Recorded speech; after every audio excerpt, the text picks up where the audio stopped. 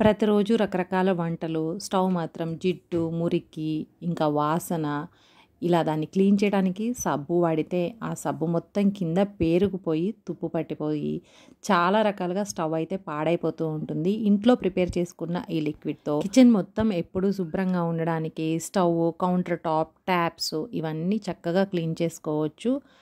ఒక గిన్నె తీసుకొని అందులో ఒక స్పూన్ సర్ఫ్ వేసుకొని, ఒక స్పూన్ వరకు బేకింగ్ సోడా, ఒక హాఫ్ కప్ వరకు వెనిగర్ యాడ్ చేసుకొని, ఒక గ్లాస్ వరకు వాటర్ వేసుకొని జస్ట్ ఆ సర్ఫ్ మొత్తం కూడా కరిగిపోయేంత వరకు స్టవ్ ఆన్ చేసి ఒకసారి మిక్స్ చేసుకుంటూ సర్ఫ్ మొత్తం కూడా కరిగేంత వరకు ఉంచి, తర్వాత వేడి చల్లారిన తర్వాత ఏదైనా ఒక బాటిల్లో వేసి స్టోర్ చేసుకుంటే ఈ కాస్త లిక్విడే 1 ఇయర్ వరకు వస్తుంది. జస్ట్ 2-3 డ్రాప్స్ అయితే సరిపోతుంది. డైలీ స్టవ్ క్లీన్ చేసుకునేటప్పుడు ఇంకా కౌంటర్ టాప్‌కి చక్కగా కొంచెం ఆ లిక్విడ్ స్ప్రెడ్ చేసేసుకొని క్లీన్ చేసుకుంటే వాసన కూడా లేకుండా ఉంటుంది వెనిగరు, సోడా యూజ్ చేయటం వల్ల.